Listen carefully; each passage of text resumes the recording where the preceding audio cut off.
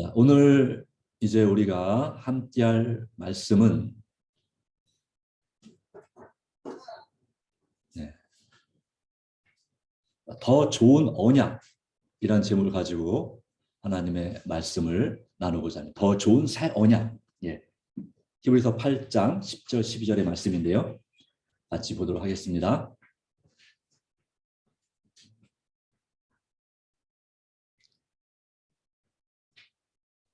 자, 사셨죠? 성경 360페이지의 말씀이 되겠습니다. 신약전 360페이지.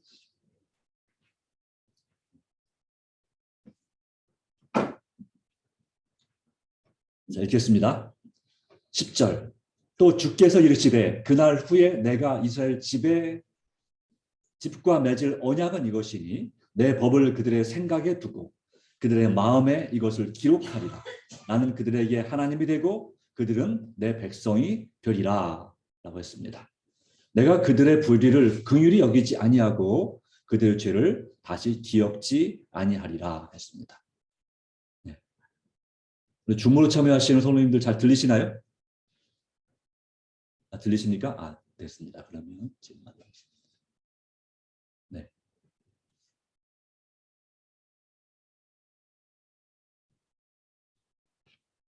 자, 여기 말씀하셨습니다.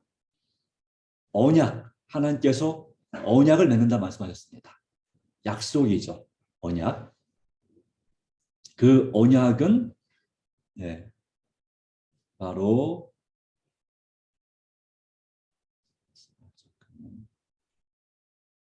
안 돌려놨지. 돌려놔야 된다. 네. 자, 하나님께서 이 모든 것을 우리에게 약속을 주셨는데요. 그 약속의 이 말씀은 우리에게 참으로 중요한 것입니다. 세상적으로 약속은 참 중요합니다. 여기 도산 안창호 선생님이 있는데요. 이 도산 안창호 선생님께서 좀 전환시켜 주세요.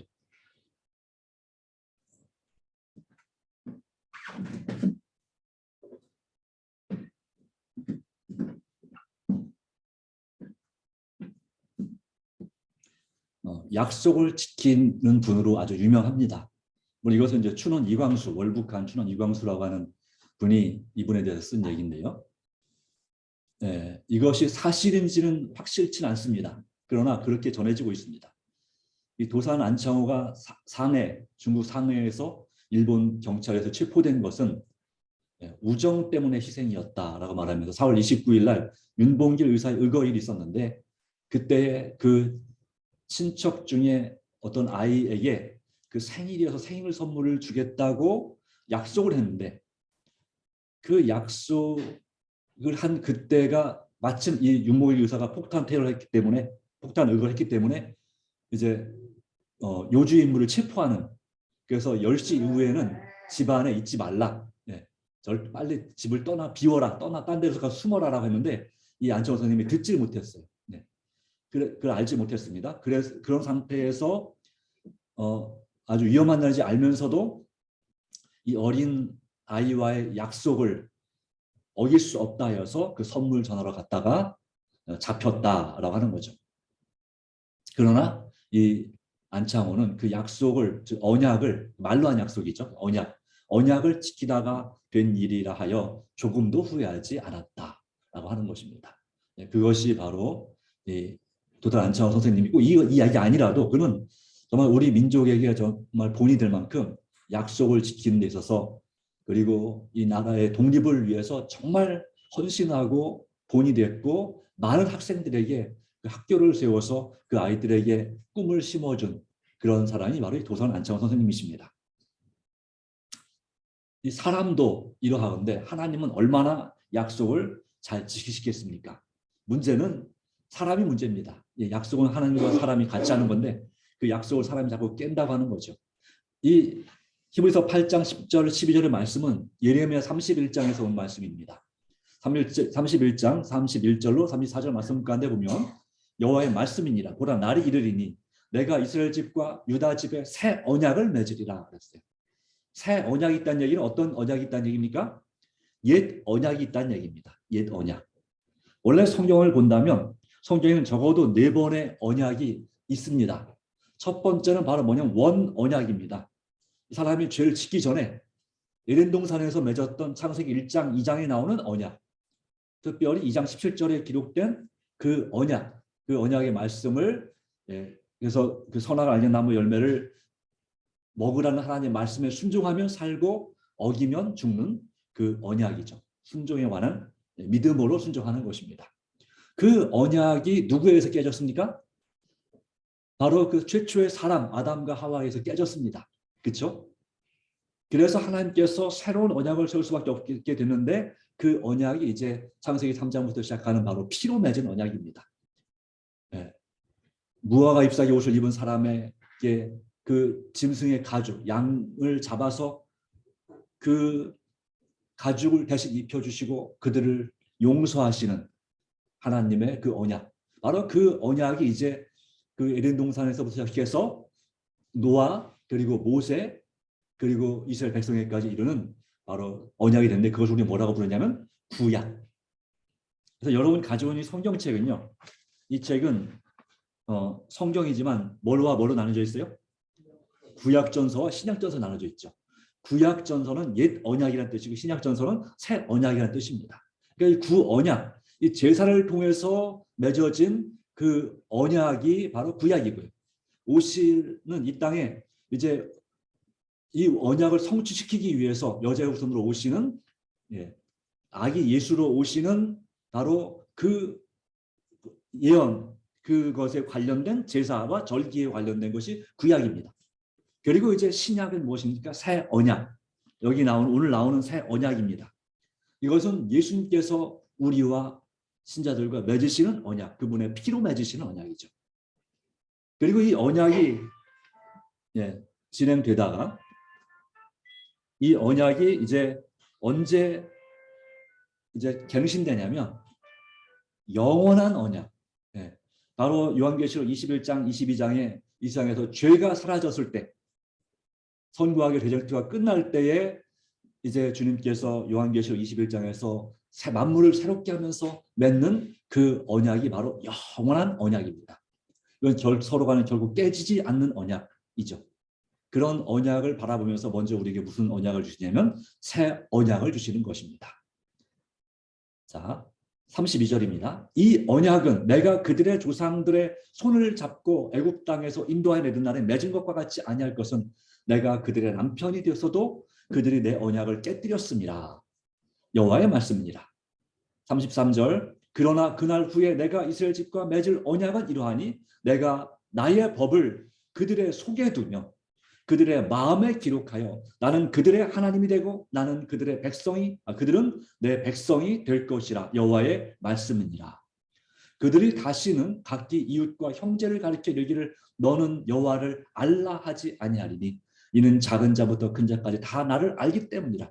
내가 그들의 악행을 사하고 다시는 그 죄를 기억하지 아니하리라. 여호와의 말씀입니다.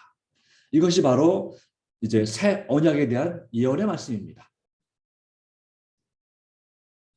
이스라엘 백성들은 자신의 무익한 노력을 통하여 의롭게 되고자 애를 썼기 때문에 하나님의 이 언약의 요구를 충족시키지 못했습니다. 그래서 하나님께서 그들과 새 언약을 약속하실 수밖에 없었는데요.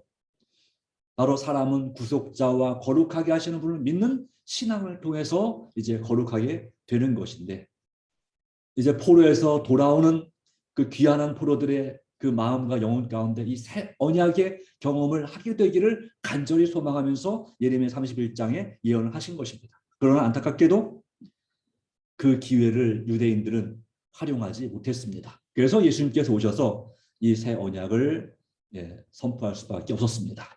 이것은 바로 어떤 것인가? 첫 번째는 우리 마음에 기록되는 율법입니다. 그 전에 구약은 어디에 기록됐습니까? 두 군데 기록이 되는데요. 첫 번째는 하나님께서 시내산에서 어디에 기록해 주셨습니까? 이런 돌 비에 기록해 주셨습니다. 그래서 돌에다가 기록했습니다. 뭘 기록했습니까? 십계명을 기록했습니다. 나머지 율법은 어디에 이렇게 기록했습니까? 예, 두루마리 책에다가 기록을 했습니다.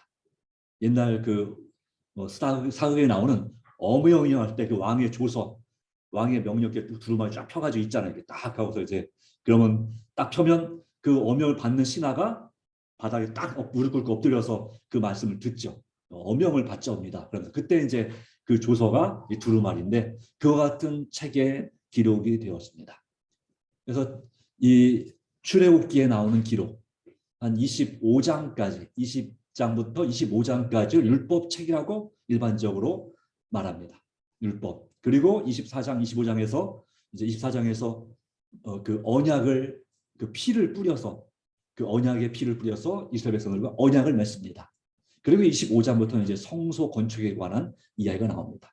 물론 이 율법은 레위기에도 나오고 신명기에도 민수기에도 계속해서 나와서 전체적으로 따지면 율법 그러면 이 창세기부터 신명기까지를 율법이라고 일반적으로 부르고요. 더 넓게는 구약 성경 전체 창세기부터 말라기까지를 이 율법이라고 부릅니다. 또는 하나님 말씀이라고 부르고 또 그 외에도 이 율례 또 규례 법도 뭐 이런 식으로 여러 가지로 언급을 하는데 다 같은 얘기가 되겠습니다. 자, 그렇게 이 옛 언약은 돌비나 책에 기록이 됐는데 이제 새 언약은 어디에 기록한다고요? 히브리서 8장 10절 죽도 주께서 이르시되 그날 후에 내가 이스라엘 집과 맺을 언약은 이것이니 내 법을 어디에 둔다고요? 그들의 생각에 두고 그들의 마음에 이것을 뭐하겠다? 기록하리라 라고 말씀했습니다. 기록하리라. 나는 그들에게 하나님이 되고 그들은 내 백성이 되리라. 네. 여러분 마음에 하나님 말씀이 기록되어 있나요? 어떠십니까? 네. 기록한다는 것은 무슨 말일까? 자, 일단 여기 말씀하기 먼저 그날 후에라고 했습니다. 여기서 말하는 그날은 언제일까요? 사실 성경 주석이나 이 성경 이 말씀 갖고는 예레미야 31장이나 히브리서 8장 말씀 갖고는 그날이 언젠지를 정확하게 알 수는 없습니다. 다만 알 수 있는 것은 이스라엘 집과 맺을 언약이라 했기 때문에 이제 이스라엘 백성들이 포로에서 돌아온 후에 하나님께서 그 언약을 맺을 것을 말씀하는 걸로 볼 수 있습니다. 그러나 이것이 실질적으로 이루어진 것은 바로 예수님을 믿음으로 받는 침례와 성만찬에 의해서 주님의 백성과 하나님 사이에 계약된 것입니다. 인봉된 것입니다. 침례와 성만찬을 통해서 하나님의 백성들은 스스로 자기 일을 감당하겠다고 생각했고 하나님은 하나님대로 그가 하신 일을 하시겠노라고 그들에게 보증하는 것이 바로 이 새 언약입니다. 그래서 그 전까지 건물 성전이었는데 예수님께서 이 땅에 오셔서 몸 성전이 되셨습니다. 그래서 몸 성전 예수님의 마음에는 하나님의 계명이 율법이 기록되어 있었습니다. 그를 믿는 우리에게도 주님께서 우리 마음에 이제 하나님의 법을 기록하고자 하시는 것입니다. 자, 하나님의 법은 어떤 법입니까? 여기서 말하는 하나님의 법은 율법 중에도 어떤 법을 말할까요? 바로 시내산에서 돌판에 기록해 주셨던 법이죠.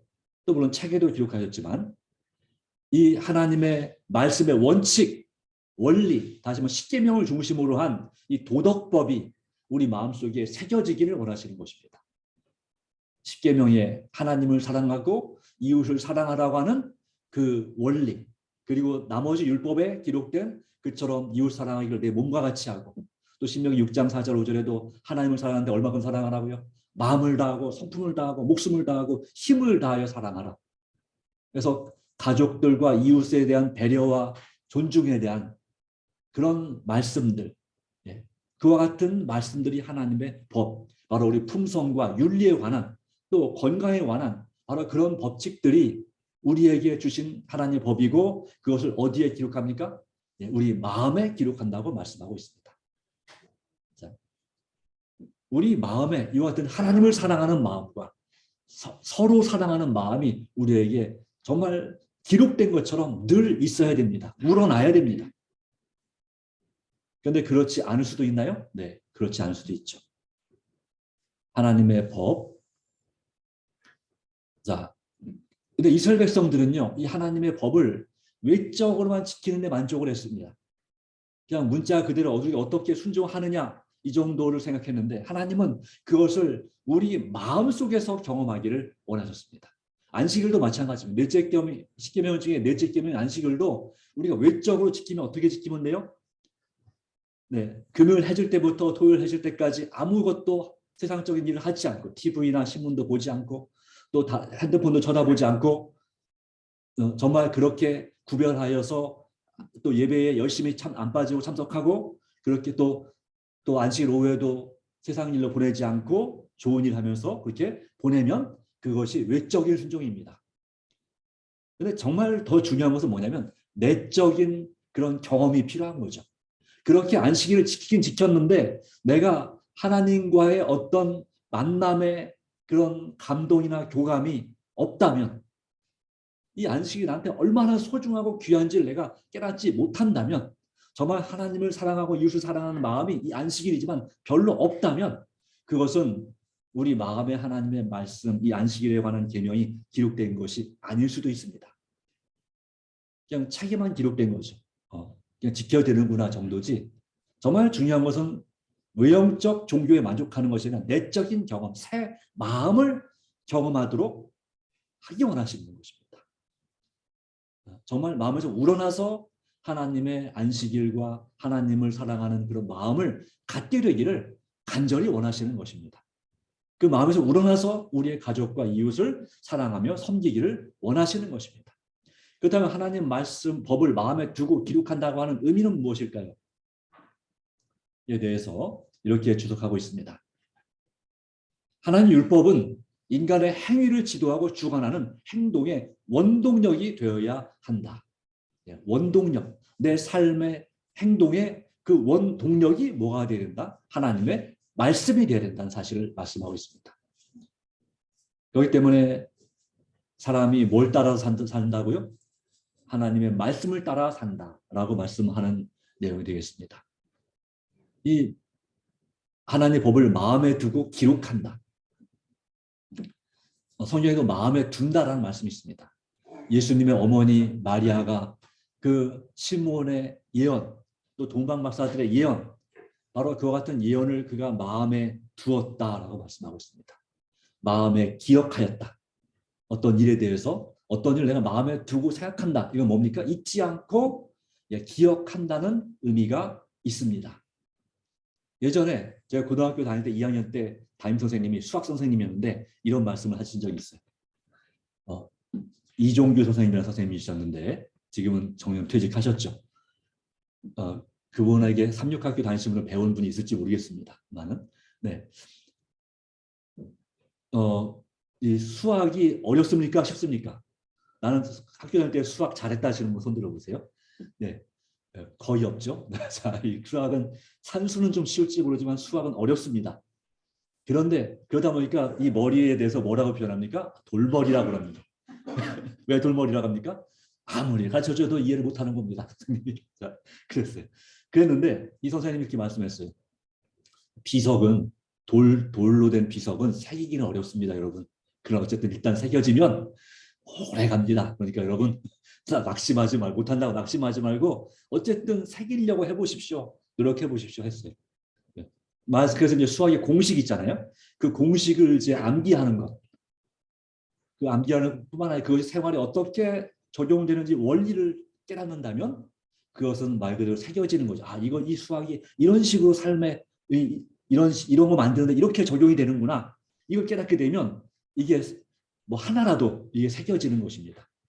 그런 것처럼 이 비석은 이 돌로 된 것은 이 돌은 정말 새기긴 어렵습니다. 근데 그에 못지않게 사람의 마음에도 이 돌비 못지않게 새기는 것이 훨씬 많이 어렵다는 생각이 듭니다. 하나님의 말씀을 우리 마음에 새긴다. 여러분 하나님의 말씀 기억나는 게 있나요? 여러분 마음에 항상 힘들고 어려울 때 생각나는 말씀이 있나요? 늘 내가 언제 어렸을 때 배운 말씀 또는 나이 들어서 배운 말씀 중에 나에게 힘이 되는 말씀, 그 말씀이 내게 체험적으로 경험되어진 말씀, 그런 말씀이 하나씩은 있어야 됩니다. 적어도. 있으신가요? 있으시기 바랍니다. 예, 그것이 바로 하나님 그 말씀이 내 삶에서 실제로 이루어질 것으로 믿고 살아갈 때 그것은 우리 삶에 큰 영향을 끼치는 말씀이 되는 것입니다. 자, 이렇게 말씀했습니다. 즉 하나님의 법을 마음에 두고 기록한다는 의미는 즉 하나님께서는 주의 백성들에게 깨닫는 마음을 주사 주의 율법을 알고 믿게 하실 것이다. 하나님께서 그들에게 그의 법도를 잊지 않도록 기억력을 주실 것이다. 그들에게 그의 법도를 사랑하는 마음과 또 그의 법도를 실행할 수 있는 마음이 하나님의 법도를 기록한 돌판이 될 것이다. 우리 마음속에서 그 말씀들이 그 계명이 나에게 정말 돌판처럼 새겨진 말씀이 된다는 거죠. 내 마음속에. 즉 비전이 된다고 하는 것입니다. 판에 새긴 비전. 그래서 하박국 2장에 보면 4절에 너희는 이 말씀을 판에 새겨서 달려가면서도 볼 수 있게 하라 라고 말씀이 있어요. 나에게 어떤 말씀이 정말 이렇게 새겨져서 내 삶을 주장할 수 있는 그런 생명의 말씀이 되는 그런 비전이 여러분에게 있게 되길 간절히 바랍니다. 그 말씀이 내 삶에서 완전히 소화가 되고 그래서 그것이 내 삶의 목적이 되는 어떤 핵심적인 말씀이 되어 나가기를 간절히 바랍니다. 예를 들자면 빌립보서 4장 13절 말씀이죠. 뭐죠? 내게 능력 주시는 자 안에서 내가 모든 것을 할 수 있느니라. 이것은 바로 저에게 있어서는 절대로 포기하지 않는 그런 믿음을 줍니다. 말씀의 근거가 되고 능력이 됩니다. 네.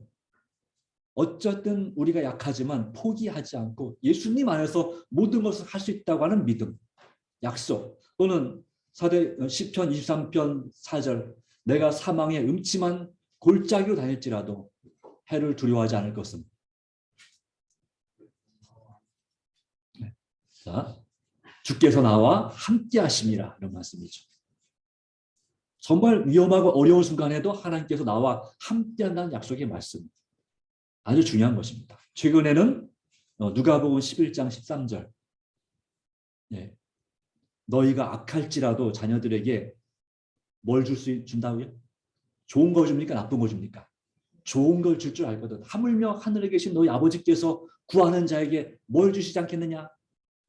성령을 주시지 않겠느냐 하는 말씀. 그래서 저는 몇 년 동안 계속해서 성령의 충만함을 위한 그러한 기도와 그런 것을 관심을 가지고 있지만 아직 완전히 충만하게 됐다고 말할 수 없겠지만 그래서 여기에도 날마다 성령 충만이라고 적어놓은 이유가 그것입니다. 성령 충만한 것이 우리 인생의 모든 것을 이루는 아주 중요한 비결이 되기 때문에 이 말씀이 우리 마음에 새겨지는 것도 마찬가지입니다. 성령님의 능력과 은혜가 무척 중요한 것이죠. 먼저는 깨닫는 마음을 주시는 것이 필요합니다. 기록된다는 것은 내가 그 말씀을 깨닫고 기억한다는 것입니다. 그럴 때 내 삶이 달라질 수 있습니다. 맞습니까? 네, 그렇게 경험하시길 바랍니다. 그 대표적인 사례가 누구냐면 다윗입니다.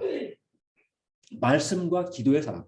특별히 시편 119편을 읽어보시면 주의 법도를 사랑하여 주야로 묵상하고 순종하기를 즐겨하는 이 시편 기자 다윗의 그 간절한 마음과 그 열렬한 열정이 한가득 정말 풍성하게 기록되어 있습니다. 첫 번째와 마지막 부분만 살펴본다면 그렇습니다. 시편 119편 1절 2절 행위가 온전하여 여호와 율법을 따라 행하는 자들은 복이 있으며 여호와의 증거를 지키고 전심으로 여호와를 구하는 자는 복이 있도다. 이 말씀은 시편 1편에도 같이 나오는 거죠. 그 말씀을 주야로 묵상하는 자가 복 있는 사람이다 그랬죠. 그래서 하나님의 율법, 하나님의 증거, 하나님의 말씀, 법도, 규례 이 말이 시편 119편에 한 100번은 넘게 나올 거예요. 네. 한 절이 멀다 하고 각 절마다 이렇게 말씀은 증거는 율법은 쭉 해서 나옵니다. 네. 이 시편 119편 174편 4절부터 있는 말씀에도 여호와여 내가 주의 구원을 사모하여 싸우니 주의 율법을 즐거워하나이다. 내 영혼을 살게 하소서. 그리하시면 주를 찬송하리다. 주의 규례들이 나를 돕게 하소서. 이 다윗은 어렸을 때부터 하나님 말씀을 아버지에게 배웠고 그 배운 말씀대로 살고자 여호와는 나의 목자시니 내가 부족함이 없으리로다. 그가 양을 칠 때부터 시작해서 이제 골리앗을 쓰러뜨릴 때도 정말 믿음으로 말씀에 의지해서 그 마음에 하나님의 사랑이 하나님의 말씀과 그 율법이 그 마음에 새겨진 사람이었습니다. 다른 사람들은 책에 써 있는 그 율법만 믿는지 모르겠지만 이 다윗만큼은 그 말씀을 실질적으로 체험적으로 깨달은 사람이죠. 그죠? 그래서 이 하나님의 말씀이 그 삶에 얼마나 중요한지, 하나님께서 그에게 살아계신 하나님이고 하나님께서 그를 이 양을 키울 때 사자의 이빨에서와 곰의 발톱에서 구원해 주신 그 놀라운 하나님의 섭리와 보호를 확신함으로 그가 믿음으로 골리앗을 쓰러뜨렸죠. 그 이후로도 사울 왕에게 한 20년 이상 쫓겨다니는 고난을 당했지만 그럴지라도 그는 하나님 말씀을 의지해서 용기를 얻었다. 그리고 어떤 일 할 때든지 다윗은 어땠습니까? 항상 하나님께 여쭤봅니다. 하나님 어떻게 할까요? 아말렉 군대가 자기 가족을 몽땅 잡아갔어요. 그때도 하나님 쫓아갈 수 있겠습니까? 쫓아가면 찾아올 수 있겠습니까? 예, 물어보고 가죠. 그리고 다 찾아옵니다. 마침내 하나님의 뜻대로 그가 왕이 되었습니다.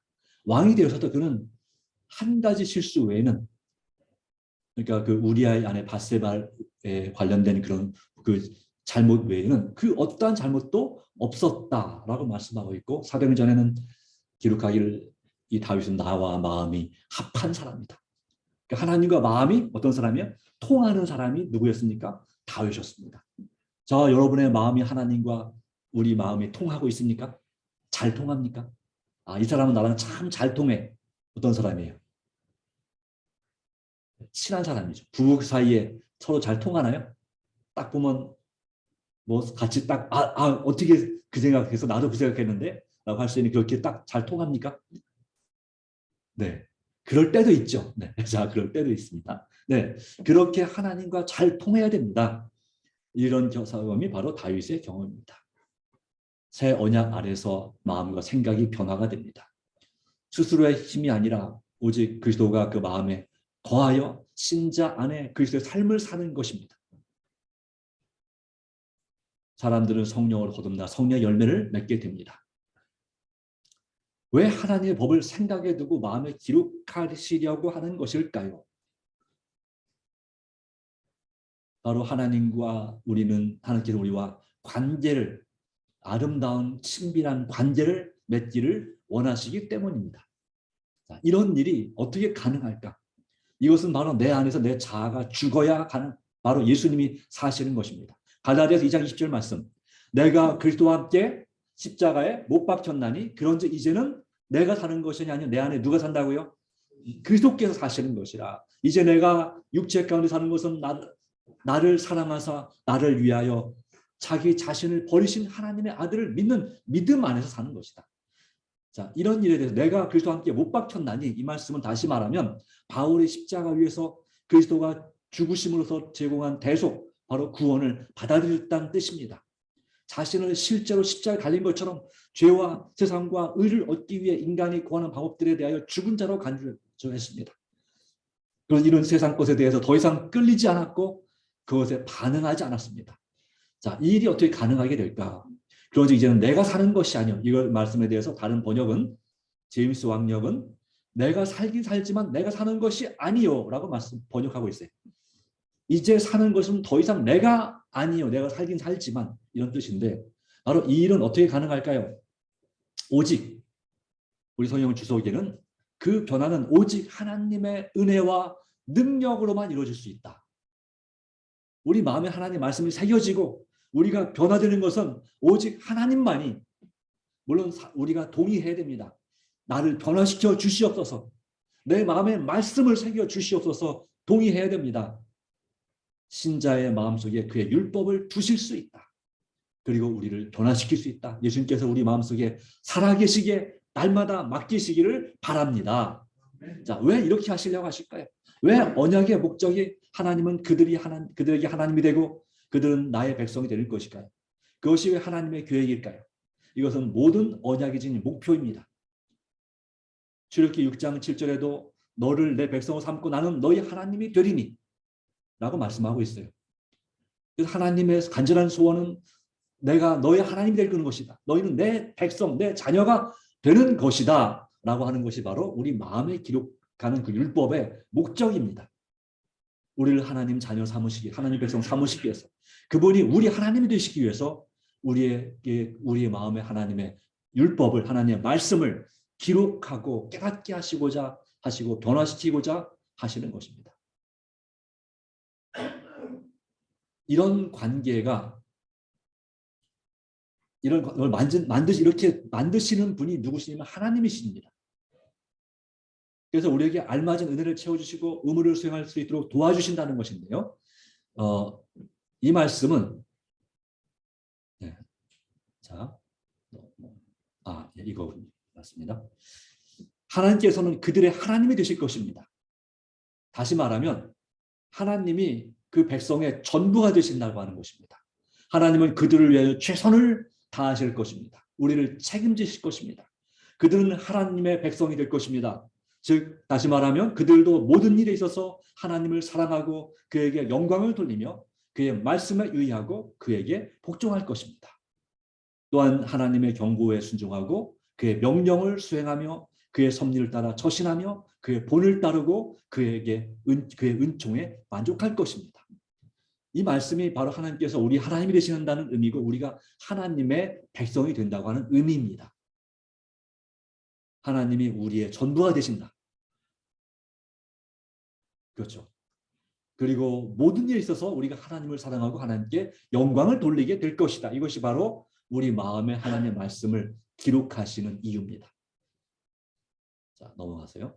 두 번째는 바로 이 말씀은, 이 새 언약의 목적과 의미는 우리의 모든 죄를 잊겠다는 언약입니다. 히브리서 8장 12절 말씀 가운데 내가 그들의 불의를 긍휼히 여기고, 다시 말하면 불쌍히 여기고 그들의 죄를 다시 기억하지 아니하리라 그랬어요. 여기서 불의가 뭡니까? 요한일서 5장 17절에는 불의는 무엇이다? 의롭지 못한 것은 바로 죄다 나왔어요. 그러니까 죄나 불의나 사실 같은 말이죠. 또 불선, 불신, 불법 다 죄입니다. 하나님 보시기에 의롭지 못한 것입니다. 그런데 그럴지라도 그런 상태를 어떻게 여기신다고요? 긍휼히, 불쌍히 여기신다. 다시 말하면 용서해 주신다 이 말이에요. 용서해 주신다. 그 불의를 긍휼히 여긴다는 얘기는 우리 스스로 그 문제를 나의 죄 문제를 해결할 수 있습니까? 없습니까? 없지 않습니까? 그렇죠? 그걸 있도록 만들어주기 위해서 용서를 해주신다는 것입니다. 우리가 우리 죄를 자백하면, 자, 이 용서는 대가 없이 주어지는 것이다. 하나님께서는 우리 자신의 이름 때문이 아니라 그분 자신의 이름을 인하여 용서하신다. 이 용서는 범위가 넓은 것입니다. 우리의 모든 불의함, 죄와 불법을 다 용서하십니다. 모든 종류의 죄를 용서하십니다. 대단히 완고한 죄까지 용서하십니다. 딱 하나 용서하실 수 없는 죄가 있는데 성령을 거역하는 죄, 즉 회개하기를 거절하는 죄, 용서받기를 거절하는 죄 빼고는 주님께서 모든 것을 다 용서해 주고자 하시는 것입니다. 이것이 바로 긍휼히 여기신다는 마음이에요. 여러분의 모든 문제를 해결해 주고자 하시는 것입니다. 그리고 그 죄를 다시 기억하지 않으시리라는 말씀이세요. 바로 그렇게 기억하지 않기 위해서 예수님께서 한 번의 제사, 십자가의 죽으심으로 영원히 온전함을 주셨습니다. 그리고 우리 죄를 사하셨습니다. 다시 그 죄를 위하여 제사 드릴 것이 없다. 다시 죄를 기억하지 않으신다. 나는 혹시 생각날지라도 하나님은 기억하지 않는다. 이렇게 표현하고 있습니다. 매튜 헨리 주석 가운데 이 죄를 다시 기억하지 않는다는 뜻에 대해서 이 용서는 확고부동한 것이다. 확고부동은 뭐예요? 확실하고 흔들리지 않는다. 절대 흔들리지 않는다 이 말이잖아요. 이 용서는, 우리에 대한 죄 용서는 뭡니까? 최종적입니다. 최종적이라는 얘기는 뭡니까? 한번 용서했으면 그걸로 끝이다 이 말이죠. 더 이상 너 전에 그 잘못했는데 아직도 또 잘못하냐? 그 옛날 잘못을 다시 끌어내지 않는다 이 말이에요. 최종적이고 확고하기 때문에 하나님께서는 그 백성들의 죄를, 우리가 회개하고 용서받은 죄는 더 이상 뭐하지 않는다고요? 기억하지 않으신다. 그리고 그 용서를 뭐하지 않는다? 철회는 뭡니까? 없던 걸로 하자 이거예요. 그럴 때 어때요? 누가 나한테 얼마를 주기로 했는데, 예를 들어서 100만 원을 주기로 했는데, 보너스 100만 원을 주기로 했는데 갑자기 그 다음날 와가지고 없던 걸로 해. 어때요? 엄청 서운하겠죠. 그렇죠? 엄청 서운하겠죠. 네. 그런 경우가 세상에 종종 있어요. 얼마 전에 장희동 교회도 잘 됐다고 얘기했잖아요. 그 위에 또 그 옆에 그 사랑제일교회 누굽니까? 같은 TV에 종종 나오는 그 전 아모개 목사님 때문에 그 약속을 못 지킬 것 같다라고 다시 연락이 왔대요. 그래서 그때는 씨름하는 중이에요. 네, 조합에서 문서로 서류로 도장 찍어서 약속했어요. 그런데 그것을 뭐 한다고요? 못 지키겠다는 거죠. 사람의 약속은 이렇게 우리에게 실망을 줍니다. 그런데 하나님의 약속은 한번 약속하시면 내가 깨는 것이 문제지 하나님은 그 약속을 절대로 뭐 하지 않는다? 깨뜨리지 않는다. 우리 죄를 용서해 주기로 했으면 그것은 한번 용서해 주기로 하셨으면 내가 너를 용서한다. 내 마음의 평안을 주셨으면 그걸 절대 뭐 하지 않는다고요? 예, 바꾸지 않는다. 처리하지 않는다. 아, 미안해. 내가 잘못했겠어. 너 가만히 보니까 너 안 되겠어. 용서 없는 걸로 해. 너 벌 받아야 돼. 이렇게 말씀하지 않는다는 거죠. 철회하지 않으실 것이다. 얼마나 큰 은혜입니까? 아멘 아닙니까? 진짜? 네. 예, 사람은 그 죄를 기억하지만 그들의 죄를 용서하실 뿐만 아니라 그 죄들을 잊어버리실 것이다. 그리고 그들의 죄를 잊어버리신 것처럼 다시 말하면 그 죄를 전혀 안 지은 것처럼 대하실 것이다. 이 하나님의 용서의 자비로 말미암아 모든 다른 영적인 자비가 주어진다는 것입니다. 이것이 하나님의 은혜입니다. 여기에 우리의 마음 가운데 새 언약을 맺고 우리 마음에 하나님의 율법을 계명을 기록해 주는 것이 정말 필요하겠습니까? 네, 정말 중요한 것입니다. 정말 중요한 것입니다. 우리 마음에 기록된 율법은 우리의 죄를 잊겠다는 언약입니다. 사도 바울에게도 그렇게 하셨습니다. 그가 주님 안에서 진정한 죄 용서와 참된 평안을 얻었습니다.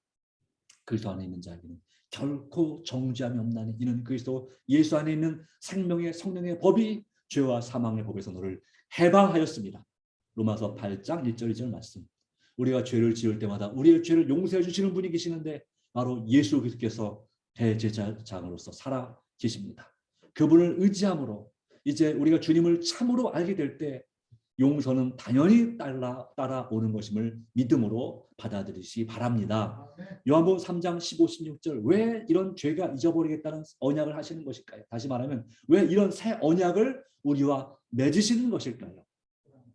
네, 요한복음 3장 15, 16절 말씀은 16절만 해도 중요하지만 15절까지 반복해봤습니다. 이는 그를 믿는 자마다 영생을 얻게 하려 하십니다. 자, 왜 이 영생을 얻게 하려고 합니까? 하나님의 세상을 이처럼 사랑하사 여러분과 저를 목숨을 주실 만큼 독생자를 주실 만큼 사랑하시기 때문에 믿는 자마다 멸망하지 않고 영생을 얻게 하려 하심이라. 이 말씀을 믿으십니까? 믿고 받아들이신다면 이것은 여러분의 말씀이 됩니다. 결론입니다. 하나님은 우리를 사랑하셔서 기도로 용서받고 말씀으로 변화된 참 백성이 되는 새 언약을 맺기를 원하십니다. 우리를 정말 사랑하시기 때문에 우리와 새 언약을 맺기 원하십니다. 어떻게 원하신다고요? 기도로 용서받고 또 능력받고 은혜받고 말씀으로 정말 예수님을 닮아가는 변화된 예수님처럼 뜨겁게 사랑하고 뜨겁게 봉사하고 일하는 그런 사람 참 백성이 되기를 간절히 원하십니다. 그러므로 우리는 어떻게 살아야 되겠습니까? 날마다 말씀과 기도. 우리 이 호재 장로님께서 저 뒤에 성령 통도표와 연회신 통도표를 아주 정성을 다해 글씨를 써서 이름을 써서 붙여놨습니다. 그 자리에 여러분 나눠드린 성령 통도 카드에 그 열심히 말씀을 읽고 그 말씀을 통해서 힘을 얻으시기를 그 자기를 채워 나가시기 바랍니다. 이것이 바로 사는 비결입니다. 날마다 말씀과 기도로 예수를 힘입어 믿음으로 사랑하며 섬기겠습니다. 이것이 우리의 참으로 중요한 기별이 약속이 아니겠습니까? 이것이 우리 삶에서 이루어져야 될 진리 또 사명 비전이 되어야 될 줄로 믿습니다.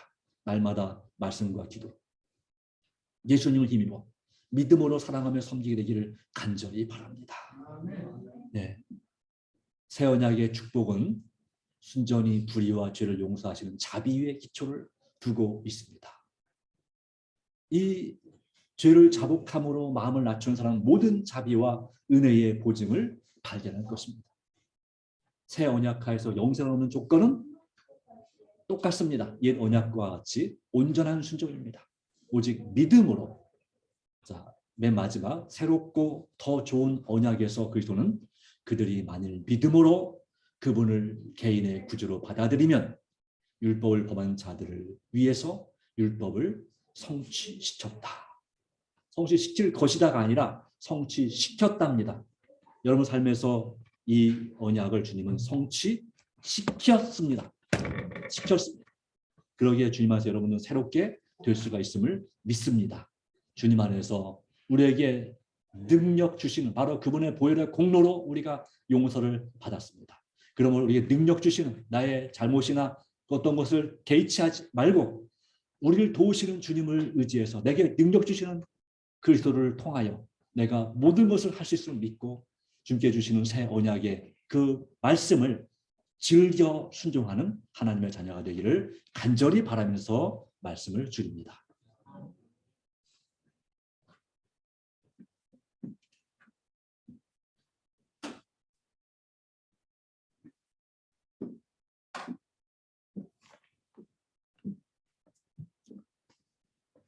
마치는 찬미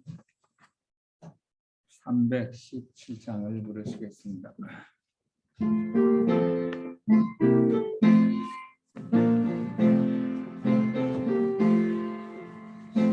바로 갑니다. 아련한 이제이니 모든 것을 버리고 구원 찾아갑니다. 갈바리의 어린 양 이 몸을 탁하오니 십자가의 은혜로 구원하여 주소서. 겸손하게 비오니 죄에 뚫린 이용을 사유하여 주시사 정결하게 하소서. 갈바리의 어린 양 이 몸을 탁하오니 십자가의 은혜로 구원하여 주소서. 세상 모든 소유와 몸과 마음을 모두 다 길이 주의 것으로 이제 드리옵니다. 갈바리의 어린 양 이 몸을 탁하오니 십자가의 은혜로 구원하여 주소서. 나의 맘에 주오사 온전하게 하시니 누추한 것 하시고 영광 돌리옵니다. 갈바리의 어린 양 이 몸을 탁하오니 십자가의 은혜로 구원하여 주소서. 목사님의 축도로 예배를 마치겠습니다. 우리를 참으로 사랑하시고 귀하게 여기신 하나님 아버지 주신 은혜를 인하여 감사합니다. 우리의 마음과 생각을 주님께 온전히 드립니다.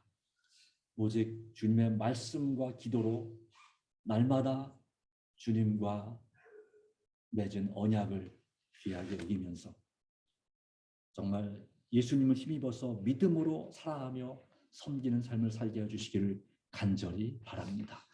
우리의 모든 아시는 주님, 주님께서 인도해 주시고 우리의 죄를 용서하시고 다시는 철회하지 않으신다 했으니 주님 안에서 새 힘 주시고 날마다 믿음으로 주님을 의지하며 주님의 말씀을 내 가슴에 새기고 그 말씀대로 살도록 날마다 주님의 도우심을 구하는 하나님의 사람들이 되게 하여 주시옵소서.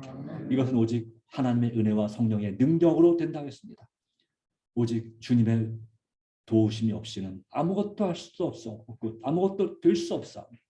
십자가의 은혜로 구원하여 주시옵소서. 우리를 사랑하시는 예수님의 이름으로 간절히 기도드리옵나이다. 아멘.